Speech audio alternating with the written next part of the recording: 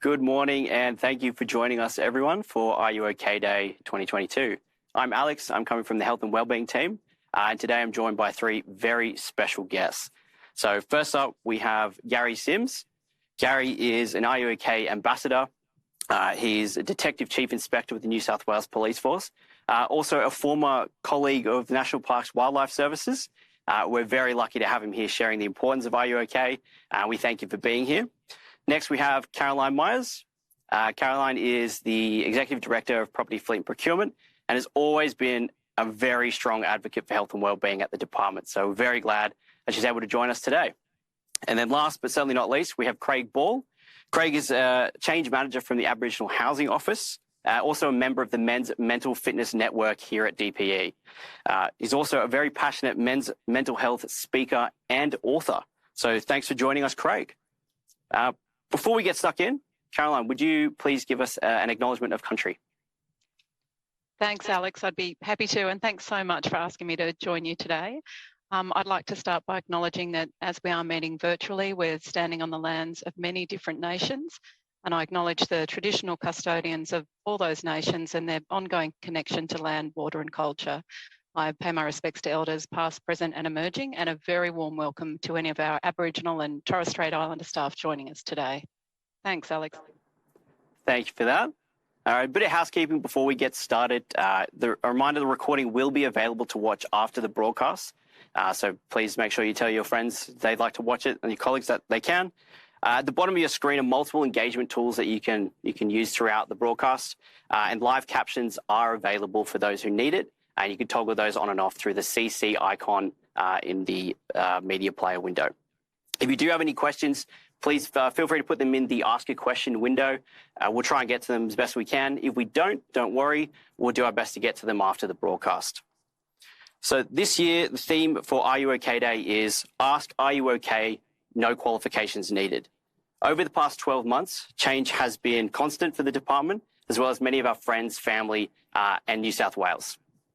These changes have occurred alongside ongoing disruptions from the COVID-19 pandemic, a soaring flu season, and a challenging economic climate. With this New South Wales state election around the corner, more change is likely, and it's important to remember that change is going to be constant, and you could even say it's now part of our BAU. We're all affected differently by change, so it's important that we not only have personal strategies for managing our own well-being, but that we're able to meaningfully connect in with each other, support each other, and start a conversation, which is what today is all about, is having a conversation. I'd like to begin by noting our discussion today can be sensitive or a difficult one. If anyone has any concerns or is affected by our broadcast, please reach out to our EAP provider. You can get their details from the DPE intranet page, which you should be able to find in the resources link. And remember, our workmates are always available for a chat, and they'll be able to guide you to the support that's available. So to start off, asking you okay is important not just today, but something we should really be doing every day. Today's a good reminder for all of us to check in on our colleagues and our friends. So I'm going to start by asking each of our panel what Are You OK Day means to them. So Caroline, starting with you, why is Are You OK Day important to you? Thanks, Alex. And you are spot on. Today is not the only day that we ask, are you okay? But as an organisation, I think it's really important that we equip our staff so they know what to do when they ask that question and the answer is no. And that's really what today is about, helping our staff to be able to help each other. And at the heart of it, that's what we're about at DPE. You know, our values are about being kind and inclusive and really creating that culture where people feel comfortable to reach out and seek help. And I think it's particularly important at the moment when, you mentioned the pandemic, and hybrid working is here to stay. And so we have people working remotely. We're not seeing them face to face. And so you're not getting those cues that they might not actually be doing okay. So taking the time to ask the question, make room for a conversation is really important to helping our staff feel valuable and feel connected and part of our team. And look, taking the time to ask that question and encouraging people to seek help before they reach crisis point is really important and quite simply can change their life. Thank you, Caroline. Strong messages all the way through that. Thank you. Okay, Craig, can you share what Are You OK Day means to you?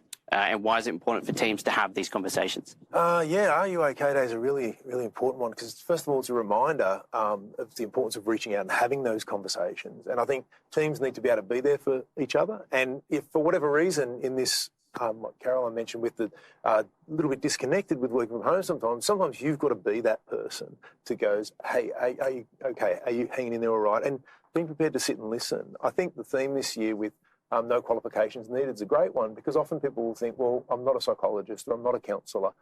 I can't ask the question. But you're a human being, that qualifies you. And also for me as well is the reminder that being okay, achieving a state of okay is a really important thing. And to help people to understand and be okay by accepting themselves unconditionally is a really important part of it. Thanks, Gary. I think, yeah, it's important to remember it is okay to ask for help. And we do actually have a lot of resources to support our people through challenging times. So in the resources section, you will find links to all of our health and wellbeing support services. So please check those out. Gary, you're an Are You OK ambassador, community ambassador. Again, thanks for being here. Can you tell us more about Are You OK Day, what a community ambassador does, and why you wanted to get involved? Thank you, Alex. I think to start with, one thing I'd like to reinforce that it's okay not to be okay. That we do support our friends and our colleagues who are having a struggle. And for me, Are You OK Day is an awareness day. It is a day that it brings it to the front of people's thinking, and it starts that process of having a conversation. Coming from the Blue Mountains where I've lived for some time now, the land of the Darug people, I've got a lot of good Indigenous friends up there, and it's really reinforced to me the importance of tribe and storytelling, where men in particular can help each other and younger men by sharing our journey through life. And Are You OK Day is a good way to start that conversation. Awesome. Thanks, Gary. And can you tell us a bit about the message of Are You OK Day? So this year's theme, ask Are You OK, no qualifications needed. Of course. It came about through just that common sense approach. You know, as sports watchers, there'd be lots of men and ladies that yell abuse at the referee and know that they can do it better. I have attempted to put things together without looking at the instruction book. I'm an expert at doing things like that. And doing things around home, thinking, yes, I can do that. I've watched Google. I'm an expert at it. One thing we are an expert at doing is being able to talk, and we don't need qualifications to have a conversation. I believe that at a time that we've never been better connected, here we are connecting with so many people, but we've never been so poorly connected. And people are losing the art of having a conversation, sitting around, three blokes having a chat, is an ideal way for people to have that check-up from the neck up. Check up from the neck up. I like that. Thank you. We'll just check if we've got any questions. No questions. Great. We'll move on then. So, Craig, I'm going to move on to you now. You've already given us an insight into why you feel checking in on each other is so important, and it is important for all of us. But for the men out there joining today, why is it important for men to check in with each other and have these conversations? Well, it's particularly important, I think, for men to check in because, first of all, men are really good at clamming up and not talking. There's a whole problem. I'm a veteran of the Australian Army and 2 tours of Afghanistan.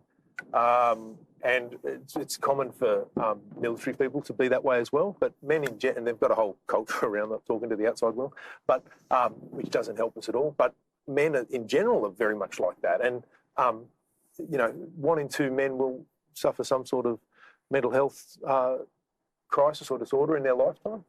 We know that 3 out of every 4 suicides are men. Men are really struggling, and they feel their shame. There's all these other issues. With men, though, one of the important things is you need to get in their face, particularly mates. So if you've got mates that you're a bit worried about, you've got to get in their face and say, come on, share it, push it out. We're here to support you. That's really important. That also goes for anybody who's got a man in their life who is a significant male figure in their life. Reach out and push. They hold up and they bottle it up, but they will appreciate you trying to push through. And I think that's vitally important. Men are in a crisis at the moment. I think that's really important to get them to open up, to feel safe and acknowledged as well. Yeah, so it sounds like reinforcing, you are there again and again until it works, basically. Yeah, and for a lot of men, they might feel, well, people don't understand, but it doesn't mean that they don't care. And so as men, it's on us to help educate and help people to understand and share how it is for us. So that's a really important part. Yeah, thanks for that. And can you tell us about a time where you've actually had an "Are you okay?" conversation with someone and it's impacted them in a positive way? Well, I can actually share one from my own experience where someone forced me to have the "Are you okay?" conversation.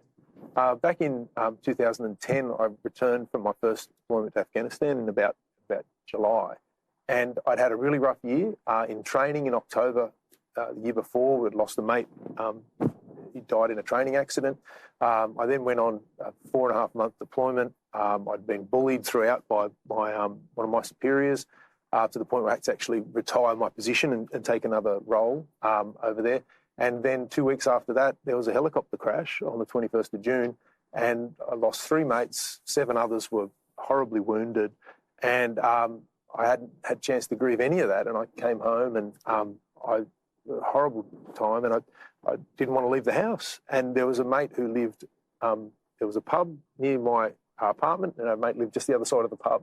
And he contacted me and he said, I just sent a message saying, yeah, I'm home. And he said, meet me at the pub. So I met him at the pub. He bought me a drink, and I'm sitting there I didn't want to talk, I didn't want to leave the house, but he forced me to. And then he said, now talk. And he pushed me.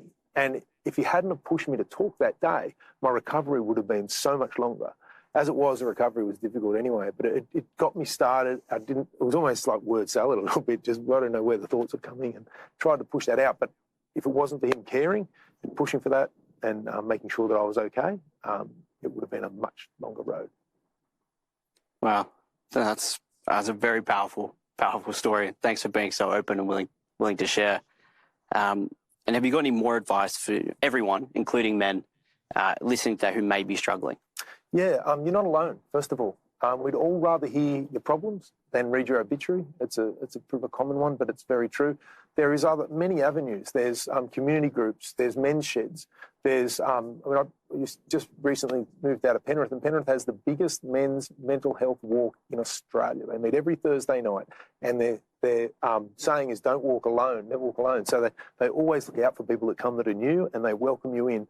It's hard. I get it. It really is hard. You need to fight for this. And I think one of the things that you touched on recently, just before, Gary, that it's okay not to be okay. And that's very true. It is a battle for us to get to okay and to fight to be okay. It is very difficult. There's heaps of there's resources available, but you need to be prepared to push, to fight for it. Because every single one of you listening in today, are too important to have any more of this happen to us. We really have to work hard and check in with one another and check in with those who sometimes may be doing fine on the surface, because sometimes they're the ones you never can pick. Great advice. And again, thank you for sharing your story. It's a very powerful and real example of just talking can literally change your life, and in some cases save it. So thank you again. I'm just going to double check. I don't think we've got any questions that have come through. So now we'll move straight along. Okay, back over to you, Caroline. What resources do we have to support our people and to support each other and for those wanting some extra help at DPA? Yeah, thanks, Alex. The immediate resource I would point people to is our EAP service that we have, where we can get free confidential counselling.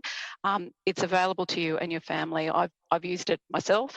I've used it when I've had issues at work. I've used it when I was having issues personally, and I've also used it as a manager where I wanted some help in being able to support someone in my team that I thought was struggling. The point I'd make too is whether it's EAP or whether you're using a psychologist or a professional or another resource outside of work, you need to find someone that you connect with and that you can feel comfortable with and talking. And it's okay if the first call you make doesn't help you. You can call again and speak to someone else. It's really important to find someone that you have a relationship of trust and can open up with. And that's what I did. It was really useful. We've also got the Workmates program that's available at the department. And this month in particular, it is Health and Wellbeing Month at DPE. Hop online, hop on the intranet, have a look at Yammer. There are so many campaigns going, and huge shout out to your team and everyone. Alex, there's so much work and so many resources there. Even, I didn't realise the extent of information that was available on there. So well done. And of course, we've got check-in cuppa. Don't forget to organise one of those with your teams. Particularly helpful at the moment is there's a new tool that's been created, the Supportive Conversations Guide. Just search it on Compass. It's easy to find, and it really helps you develop, gives you a framework for having those difficult conversations, and lots of other tips and tricks too, including, you know, how to recognise warning signs, etc. So just encourage everyone, just get onto Compass, have a look, join a cuppa campaign, and open up a conversation. Thanks, Caroline.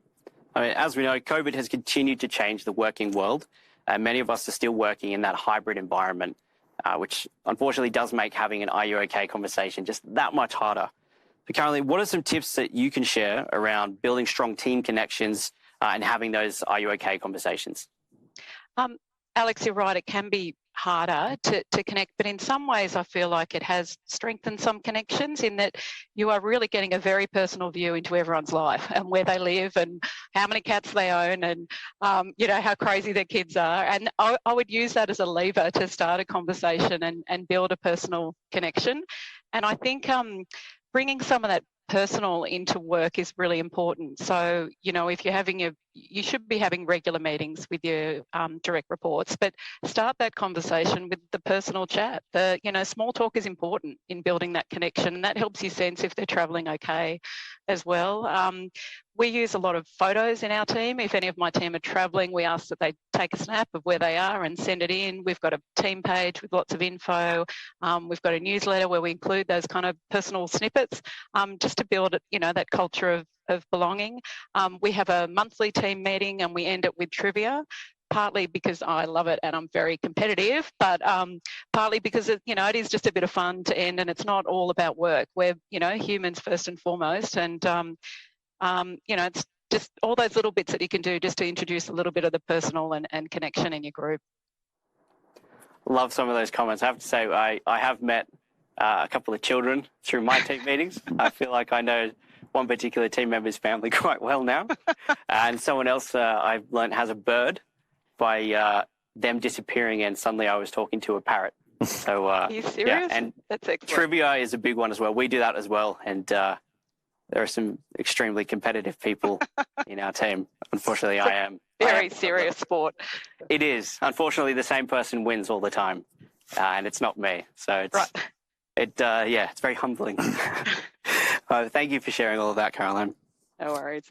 Gary, can you tell us how to recognise the signs that someone might be struggling? Alex, what we need to do is just use our life experience. What's a person saying? What's a person doing? What's going on in their life? They're the areas that people will exhibit those signs that there's something that's not quite right.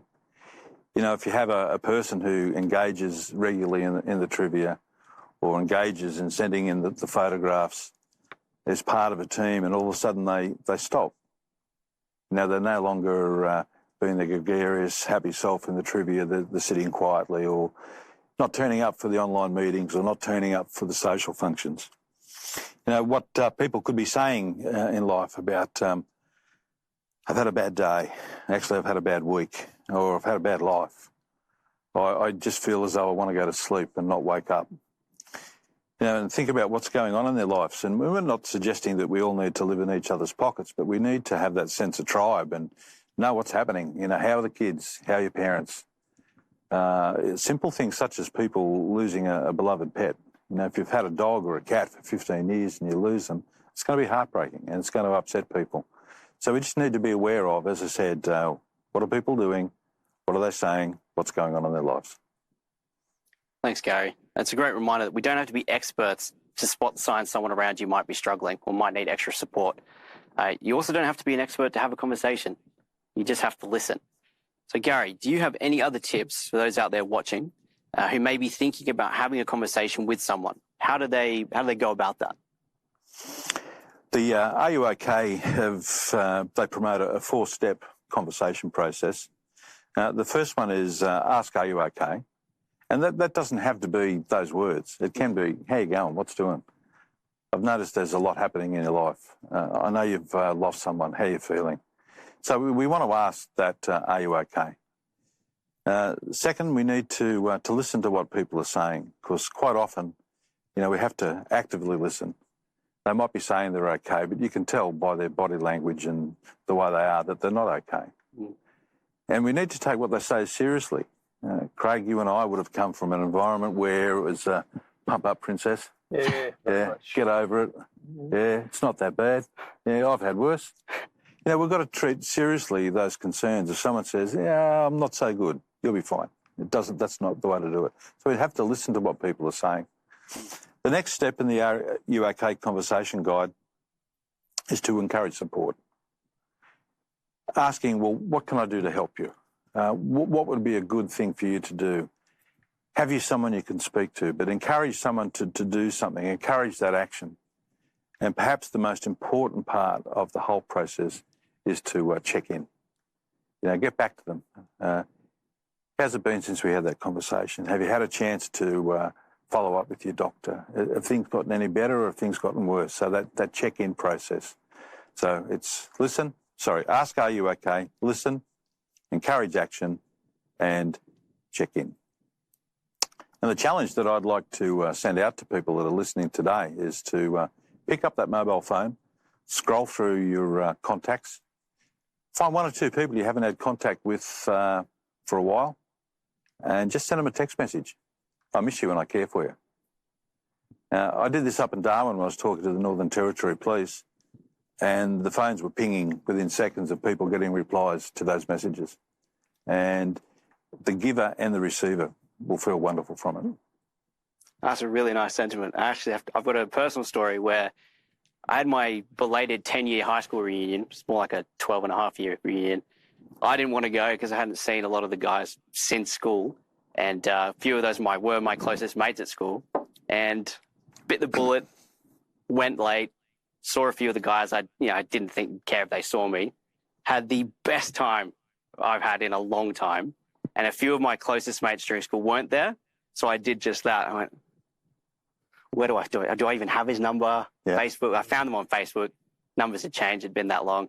And well received. We've all caught up since. We've had dinner a few times and rekindled a friendship that was 10 years lost. Yeah. So it's a really, really good message, that one. It worked for me, and I do recommend. I think telling people that you miss them is a really important one. I used to serve with a guy who would always say that to you, like, oh, I miss you. And he said it almost like a bit tongue-in-cheek, but I started using it as my driving communication opener. I miss you. And I send it to mates all the time. They just know they're going to get this. But, I think it's really important. And I think one of the other things we've got to do is make mental health part of our everyday conversation. Mm. I remember after one of my mates, I went to his funeral 1 week. So I've lost 6 mates to suicide since leaving Defence 8 years ago. And I went to the funeral that week, and then I had to go to a wedding at the end of the week. It's one of my wife's friends. And I showed up and was talking to a couple of guys there, and one of them I knew, one of them I didn't. And he goes, how you going? I go, mate, my anxiety is through the roof this week. I go, it's going crazy. But I said, we're getting there. I was working through it. And the other guy who didn't know me just felt quite comfortable and was able to go, oh, yeah, I've had a few things going on. Mm. And just by taking that approach and just using it, it does, and I suppose you've got to be comfortable enough with it, but it gets it out there, and it helps others to realise, hey, it's okay. Look, hey, it really is okay.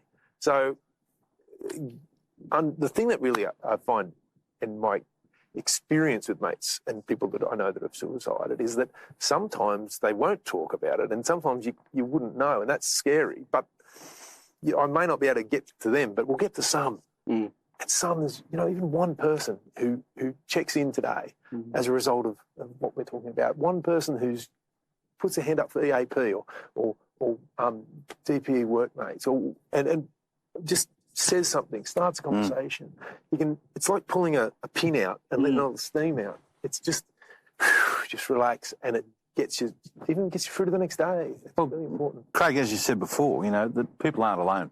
They can feel very, very lonely, and you and I would have been in operational situations where you've felt alone, and knowing that backups arrived is just so vital. At just a different level of energy, knowing, well, I am going to be okay. My mates have got my back.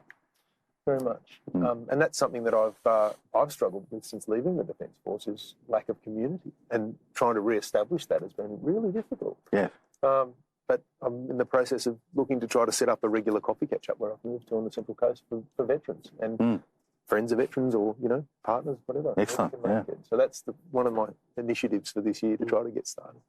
And I think the points that both of you are making about just normalising the conversation, and I love that expression, check up from the neck up. It's an awesome one to open a conversation, I think. And also, we'd have no hesitation if one of our staff walked in with a broken leg. Oh, how can we help you? How can we help you through the day? It should be just as easy to ask, I know you've got a lot going on. How can I help you? Yeah, that check up from the neck up, I only heard it this morning coming in on the radio, and I thought, do I pretend it was mine? You had it sort of sold.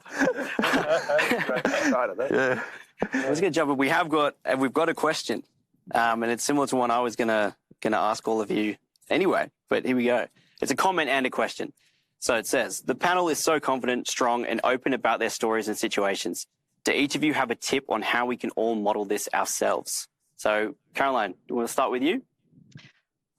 I think for me, it's important that I am honest and say I've needed help. I've needed the EAP. There's no shame in it. And if I'm expecting my staff to reach out when they need help, I need to do the same. Cool. Gary? What? Oh, sorry. Okay. But I think if you think of a pyramid and you've got your formal providers, your EAPs, your psychologists, your doctors up the top of that. But the base of that is the everyday people who can reach out to people who are struggling. We're the gatekeepers. Every one of us has a responsibility to look after people who are vulnerable. Everyone in life has an issue. Something's happening in everyone's life right here, right now, that we don't know about. So we have to learn to be kind. I had the pleasure of working with Ken Moroney as a police commissioner, and Mr. Moroney had a saying was, "Don't mistake my kindness as a weakness." So just be kind. That's the basis to it. If we can practice kindness in everything that we do, even in hard conversations, it's a big way of just looking after those around us. Great. Yeah, it helps a lot, doesn't it? One of the ones that I've been working on recently is the concept that you're not broken. Everybody, like my favourite psychologist, Albert Ellis, who's no longer with us, said that you're not going to get out of this life without some sort of psychological something happening to you or developing something. We've all got something. And the concept that you're not broken and you're not here to be fixed. Yeah, we've got to manage stuff. And that makes it easier to conceive and deal with. But if we go around thinking that we're broken all the time and we're here to be fixed, well, I personally think that's a defeatist thing, because it becomes an identity after a while that you're broken and now I've got to be fixed or I can't be fixed or whatever, negative spiral that starts to happen from that. You're you, everything you have is within you and you are enough to be able to manage this. It's when we start convincing ourselves that we're not that it starts becoming difficult. Owning who you are is really important too, because being able to share vulnerability scares some people, but being able to be vulnerable in front of others, other people realise that, it's then okay. Like if you, with a bunch of mates, catching up for a beer and there's somebody there who perhaps, is new to the group or you haven't met before, and you show some vulnerability and perhaps, telling a story and the tears might come and all the rest of it. That person, who's perhaps new to your group, might feel, or any of your mates, and might not tell you, but they might feel empowered to then share again, because they'll go, whoa, Gary shared, and we were talking, and you start to share that and help other people. I also believe we don't have a choice anymore. We're in a crisis. We do not have a choice. We have to step up. It may hurt. It may feel uncomfortable to start with, but we have to do it. There is no option anymore. We've got to stop this suicide rate. Guys, we really do. You're too important. The people, that you're around you are all too important not to let this happen. So we've got to work on it. And, it's no option really for me. Yeah. I don't know, Craig.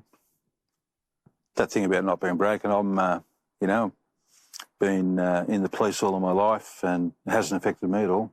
I'm 25 and in the prime of my life. Fantastic, yeah. And as you said, if you plot it on a graph, that everyone's best day is going to be at different places. And you can't expect the good days are all going to be good. We're all going to have days where the sun's shining and then it's going to be a day's harder. But the next day's different, and we have to accept that we're going to have those ups and downs, and that is part of life. And we all will have that baggage through life. I mean, that's that rich tapestry of life: losing friends, losing family, disappointments in relationships and jobs. That's the story that us senior men have to tell young blokes, that it's going to be okay, buddy. You know, you will get through this, and there are days where it's going to be much better than what you're experiencing today. And it makes you who you are, like you said, you know, like it gives you that feeling about life and the importance of it.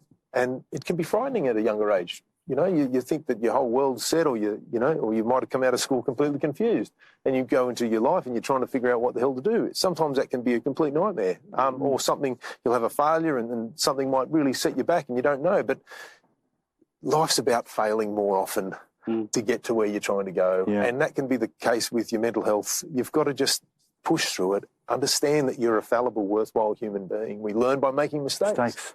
You're worth putting the time into.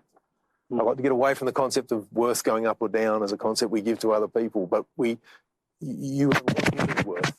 Stop banging the monitor. And that, it doesn't go up or down. It stays constant. You are worthwhile. You are okay to do that. And accepting yourself, accepting reality. You know, stuff's going to go wrong. Stuff's not going to work out. You don't have to be resigned to reality. You know, things can only get better is probably one of the big ones that I always look at.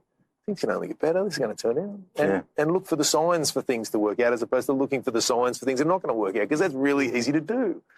You can really easily just go, oh, this is going downhill, and follow that narrative. It's a commonly used term these days, narratives. But you can follow that and become your identity more. Whereas if you just look at like optimism, optimists more, they come back from setbacks a lot easier. They deal with depression and other mental, psychological injuries a lot better. So taking that approach to optimism is a really, really big one. And I think it can really help people. Oh, definitely. You know, we have a fellow in the workplace, and his nickname's Pod. He's the prophet of doom. And, you know, I advised, I said, avoid him like COVID. Everything is going to go, it's going to get worse, it's going to get worse. You know, and you've got to say, well, no, we look for the things that are going well and cherish the wins, celebrate the wins. So for the men out there, you know, celebrate, and the ladies, celebrate the things that have gone well, and reward yourself for the good times, and share those with your friends. I think it's an important thing that I think you guys both just discussed. It's okay to not know, you know, the path ahead, particularly coming out of school. I think, Craig, you gave this example. Like, I started with an arts degree doing Italian. I already spoke at that level of Italian, easy subject. History, criminology, and drama. Now I'm an accredited exercise physiologist facilitating Are You OK Day in a studio in Parramatta. You told me that back then, I would have probably been more scared by that concept than the concept of I don't know what I'm doing. So this too shall pass, I think, is an important thing that I tell myself. I actually saw that. I learned that from Tom Hanks in an interview he did. But times will be bad. This too shall pass. Times will be good. This too shall pass. And it's okay to understand and accept that there will be peaks and troughs, like you said. Also, I guess another one that's strongly resonated with me is if you feel unfit or you feel sore, or you feel like you've got an injury, you're going to go to the gym, you're going to see a physio, you're going to work on your physical health. Not many people instinctively constantly work on their mental health. It's important to understand that concept. I mean, some of the figures that you've mentioned already, Craig, people aren't doing it. It's so simple. You've got a physical problem, you do something about it. We've got to actively do things for our mental health as well. And it can start by the conversation. That's the easiest stepping stone into that journey. Well, one of the things for the last 3 or 4 years that I've committed to doing, I've been going to see a counsellor through the Veterans Counselling Service, which used to be Open Arms. It's now called Open Arms. It used to be Veterans Counselling Service, Veterans and Veterans Families. And I've been seeing a counsellor every 2 weeks for the last few years, because I was going to a psychologist when things weren't working out. I had a regular one I would see there. And then I just got to a point where I'm going to commit to every 2 weeks checking in with someone. And it's kept me on a really even keel. It's kept me going. Sometimes we don't talk about anxiety or any of those issues, or PTSD, any of that stuff. sometimes we just talk about what's happening, but it helps you to manage. And it's okay to have something like that regularly, because I think it's like you say, the management of it and keeping that going. I also use exercise as well, very much for that too. I mean, it's nice fun to try and get fit. I do my best, but the actual clearing of your mind by doing something that is really hard to do, or as hard as you can manage or feel like that day. Yeah, I know Monday morning, 9 a.m. team meeting is much easier if I've gone for a run. Oh, I bet it is. Than if I haven't. We've got a couple of questions just before we start to wrap up. I'm going to throw this one to you, Caroline. How do you talk to your manager about mental health concerns? Well, they can be, I guess someone might want to talk to their manager about their own mental health concerns or concerns of a staff member. And I think both are really important conversations that they need to have. And it's about just being honest and saying, you know, if it's your own personal, just saying, hey, just want to let you know I'm not doing so well at the moment. I might just need a bit of space. You know, can you help me? It's really important for your manager to know so they can help manage workload. It might just be a period of time where, okay, I'm just going to pull back here for a minute.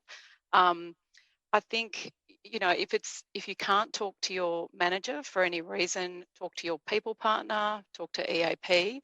But ultimately, I think it's really important your manager knows so they can help provide the best environment for you while you take steps with them to help improve your position. Thanks, Caroline. I think it's also important to know that if you don't know where to go, health and wellbeing are always there. You've got your workmates as well, all those sorts of people that can help find the right place for you to go, direct you to the right resources, and make sure you are supported. So. And that, you're right, that intranet page has got an extensive list of outside services and phone numbers and lots of people you can call. If you're not confident having a conversation with your manager or ready to have that conversation with your manager, there's a multitude of resources there. You've really done a great job. Thank you.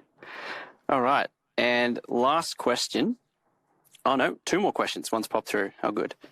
How can one begin to overcome and deal with the shame and perception of weakness commonly and sadly still associated with mental illness? So let's go, Gary. Do you want to... Yeah, you know, as people we're wired in funny ways, particularly us men. You reflect, say, a person playing cricket, male or female. You know, we get coached that if the other side hits you in the arm while you're batting with the ball, don't show you're hurt, don't rub it, show them that you're strong. Mate, I'd just blubber. I mean, I'd rub it. It's like it's sore. It hurt. It hurt. What'd you do that for? Cricket ball hit me. Yeah, you're my friend. What'd you do that for? You know, there is no shame.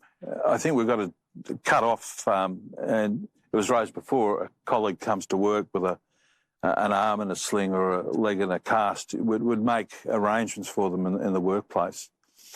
And we need to be able to do that at other times as well. So for the people who have got that responsibility of, and I don't like the term managing people, I believe we manage assets, we lead people. So our senior people and each other in the workplace, we need to be leaders and we need to lead by example and show that kindness. And when people see kindness being exhibited, they'll say, Alex is different. He's kind, and people will want to role model that in true leadership. And we just need people that are struggling to remember that it is okay not to be okay. Thanks. Absolutely. And I'd make the point that, you know, I don't pretend to know everything about my own job. I, you know, have people that I turn to for advice. There's experts that have got all the technical knowledge. They're there to help me. And it's the same with your mental health. From time to time, we'll be faced with issues that we just don't feel equipped to deal with and are struggling to deal with, so that there's no shame turning to people for help. How do I get through this? I need some help here. Of course. Indeed, I think when it comes to things like shame around mental illness, we tend to infer that people will look at us differently. We tend to make these inferences that aren't never ever tested against reality. It hits us hard. We might feel bad. We think, oh, okay, you know, sometimes it's self-imposed. And if we actually check in with others and say, hey, I'm not feeling great or whatever that is, you'll find people are much more supportive than you think. And realising that shame is something that really only holds us back. And that's some of the battle to push through that as well. So you don't need to give yourself another job on top of dealing with your mental illness. And really accepting that. All right, we've got time for one more question. And Craig, I'm going to throw this one to you. Any tips, I know we've discussed a lot, but any more tips on communicating with those who may not want to open up or find Are You OK and mental health discussions confronting due to what they've been through? Yeah, most definitely. We'll start by, sometimes you have to open up by sharing a little bit about yourself too. And sharing a problem first can be, say, look, I understand it must be tough. I've had a similar situation, and share as much of that as you can. Ask questions and try to keep them as light as you can to start with, and see if that starts to help. Let people know that you're there. A bit like what some of the things that you mentioned, Gary, as well, are really important ones. These problems aren't going away, so we've got to be prepared to do that. We've got to be prepared to challenge ourselves and our notions around a lot of that stuff as well. But it's never easy. But the big one, I think, would be look at building the relationship first, being supportive if that's the case, and letting people know that you're there, and always bring it up as being okay about it. Sharing, hey, look, this was happening. You might have a story where you've shared and helped somebody else. Hey, my brother or whomever is having a problem, and I open up and we talk to them. Giving them those examples can be really good, and invite them to come and do stuff. Make them part of your routine. Invite them to come. You might have a coffee catch up with someone, or get them involved. You might be going to something like a men's walk, or invite them to come along. Just say, come and check this out, and help them to realise enculturate them a little bit into this supportive environment that you create yourself, because you've got to create these environments for others, and bring them into that. They'll feel much safer about that. Yeah. Thank you for sharing. Look, I'm pretty sure we could continue this conversation for another few hours, and hopefully we will after the broadcast. But that is all we're going to have time for today. Again, thank you for everyone tuning in. If you do have any concerns or you do have further questions, please feel free to reach out to us, and we can point you in the right direction. Hopefully this has given you some food for thought. You've picked up a couple of tips, and you'll be able to go out and have an Are You OK conversation with someone that's close to you. In the spirit of this year's theme, ask, Are you OK? No qualifications needed. We are strongly encouraging you have your check-in cuppa. Caroline's ready to go. Make sure you do that with your team today. Grab a cuppa, wear yellow, and talk about non-work things, just some non-work bonding. Remember to download the Microsoft Teams background, take a photo, and share on DPE Live using hashtag #CheckinCuppa. Thanks for everyone for tuning in and watching along. And again, a very special thank you to our three special guests. Thanks very much. Alex. Thanks, Alex. Thanks. Have a good